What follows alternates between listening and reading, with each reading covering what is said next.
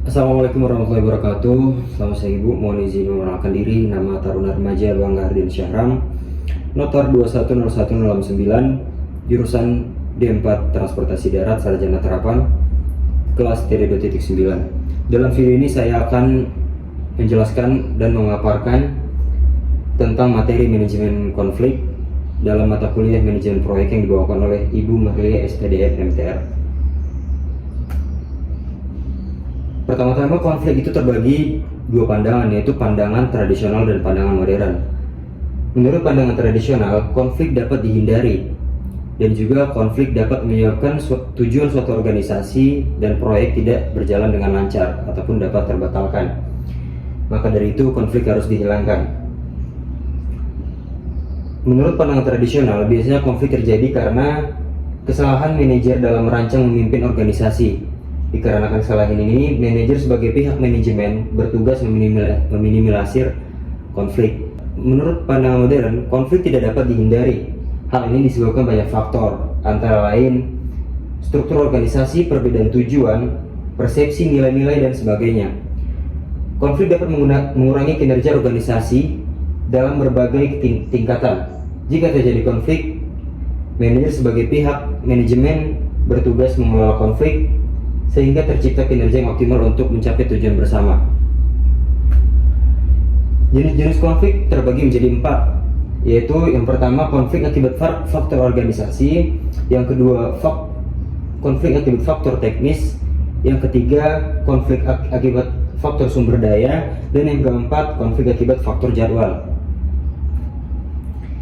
Pengertian konflik menurut Rekso Hadiprojo, konflik adalah segala macam interaksi pertentangan antara dua atau lebihnya pihak. Dan menurut Ranupandio dan Hasnan, konflik adalah ketidaksetujuan antara dua atau lebih anggota organisasi atau kelompok-kelompok dalam organisasi yang timbul karena mereka harus menggunakan sumber daya yang langka secara bersama-sama atau menjalankan kegiatan bersama atau mempunyai status, tujuan, nilai, dan persepsi yang berbeda.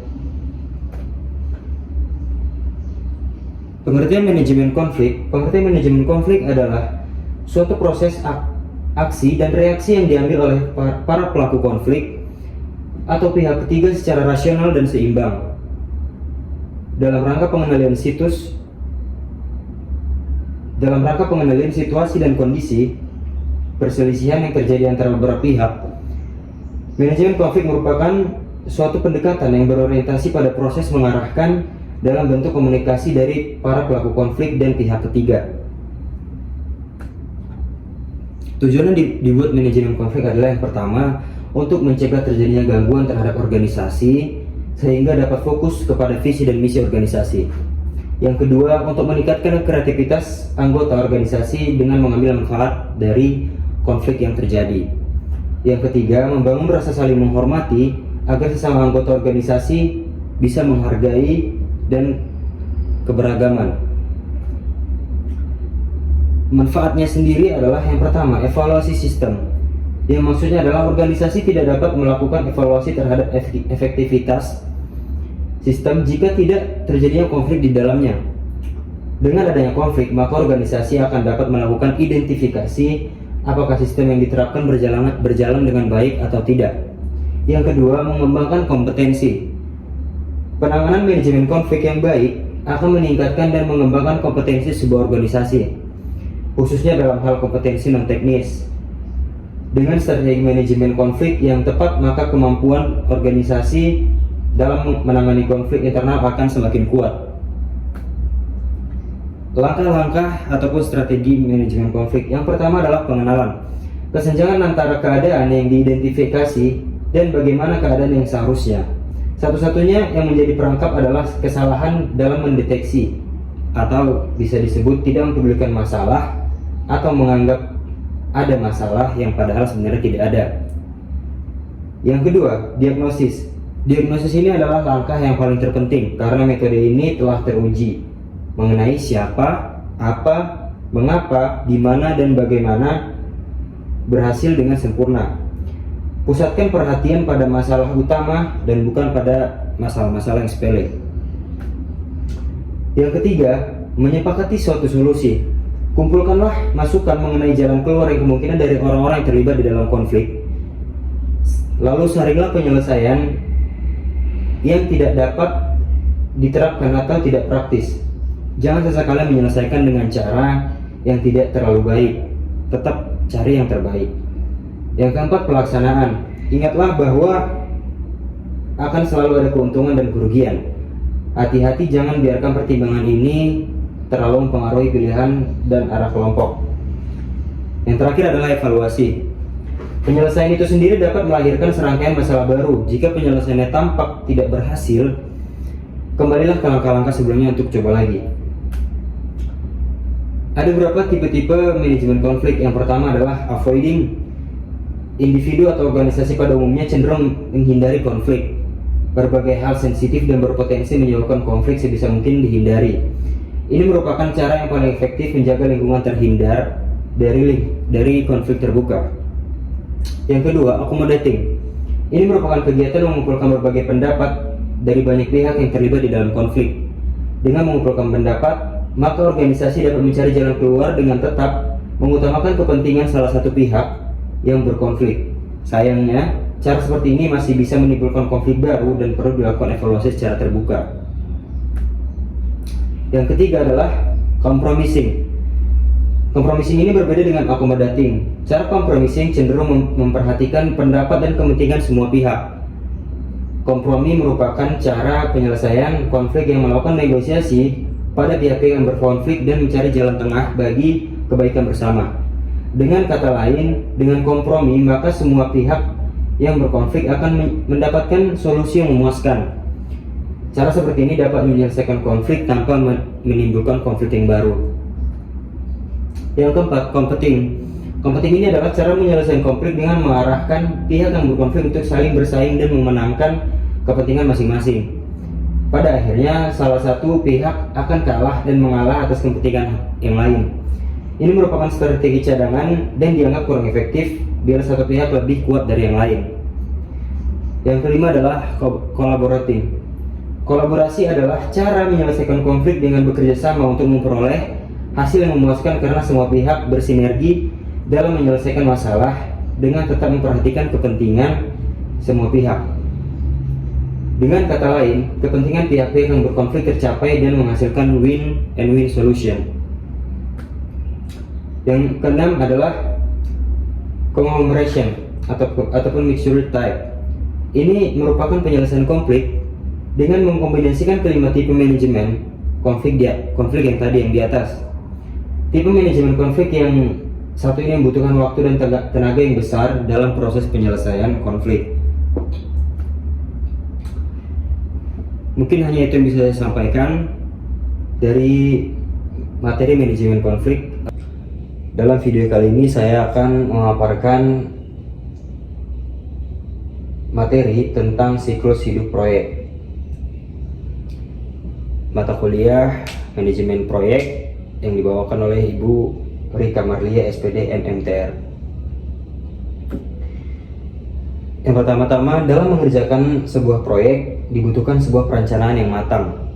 Hal ini diperlukan untuk memastikan bahwa tujuan akhir proyek dapat tercapai sesuai dengan waktu, skop, dan dana yang telah ditetapkan di awal kegiatan proyek. Untuk itu, manajemen proyek harus dapat memastikan bahwa seluruh sumber daya yang dialokasikan dalam proyek digunakan dengan cara yang paling efisien. Ini berarti bahwa perencanaan proyek harus dilakukan secara profesional yang didasarkan pada siklus hidup proyek. Lalu, apakah yang dimaksud dengan siklus hidup proyek ini? Menurut ahli Dimyati dan Nurjaman, siklus proyek adalah suatu penggambaran proses berjalannya sebuah proyek mulai dari tahap perencanaan, pengontrolan, sampai tahap pengawasan sejak proyek tersebut disepakati hingga proyek selesai. Secara umum, siklus hidup proyek merupakan suatu metode yang digunakan untuk menggambarkan bagaimana sebuah proyek direncanakan, dikontrol, dan diawasi sejak proyek disepakati untuk dikerjakan hingga tujuan akhir proyek tersebut tercapai. Terdapat 4 tahap kegiatan utama yang dilakukan dalam siklus hidup proyek, yaitu yang pertama, tahap inisiasi. Tahap inisiasi proyek merupakan tahap awal kegiatan proyek sejak sebuah proyek disepakati untuk dikerjakan. Pada tahap ini, permasalahan yang ingin diselesaikan akan diidentifikasi. Beberapa pilihan solusi untuk menyelesaikan masalah juga didefinisikan. Sebuah studi kelayakan dapat dilakukan untuk memilih sebuah solusi yang memiliki kemungkinan terbesar untuk direkomendasikan sebagai solusi terbaik dalam menyelesaikan permasalahan. Ketika sebuah solusi telah ditetapkan, maka seorang manajer proyek akan ditunjuk sehingga tim proyek dapat dibentuk. Tahap yang kedua adalah tahap perencanaan. Ketika ruang lingkup proyek telah ditetapkan dan tim proyek telah dibentuk, maka aktivitas proyek mulai memasuki tahap perencanaan. Pada tahap ini, dokumen perencanaan akan disusun secara terperinci sebagai panduan bagi tim proyek selama kegiatan proyek berlangsung. Adapun aktivitas yang dilakukan pada tahap ini adalah membuat dokumentasi project plan, research plan, financial plan, risk plan, acceptance plans, communication plan, procurement plan, kontrak supplier, dan perform peer review. Tahap yang ketiga yaitu tahap eksekusi ataupun tahap pelaksanaan. Dengan definisi proyek yang jelas dan sudah terperinci, maka aktivitas proyek siap untuk memasuki tahap eksekusi atau pelaksanaan proyek. Pada tahap ini, deliverables atau tujuan proyek secara fisik akan dibangun. Seluruh aktivitas yang terdapat dalam dokumentasi project plan akan dieksekusi. Sementara kegiatan pengembangan berlangsung, beberapa proses manajemen perlu dilakukan untuk memantau dan mengontrol penyelesaian proyek sebagai hasil yang baik. Yang keempat adalah tahap penutupan. Tahap ini merupakan akhir dari aktivitas proyek. Pada tahap ini, hasil proyek ataupun deliverables proyek beserta dokumentasinya diserahkan kepada pelanggan, kontak dengan supplier diakhiri, tim proyek dibubarkan, dan memberikan laporan kepada semua stakeholder yang menyatakan bahwa kegiatan proyek telah selesai dilaksanakan. Langkah akhir yang perlu dilakukan pada tahap ini yaitu melakukan post implementation review untuk mengetahui tingkat keberhasilan proyek dan mencatat setiap pelajaran yang diperoleh selama kegiatan proyek berlangsung sebagai pembelajaran untuk proyek-proyek kedepannya ketika ada proyek di masa yang akan datang. Cukup ini bisa saya sampaikan tentang siklus hidup proyek. Untuk kurang lebihnya saya mohon maaf. Terima kasih. Saya tutup dengan Assalamualaikum warahmatullahi wabarakatuh.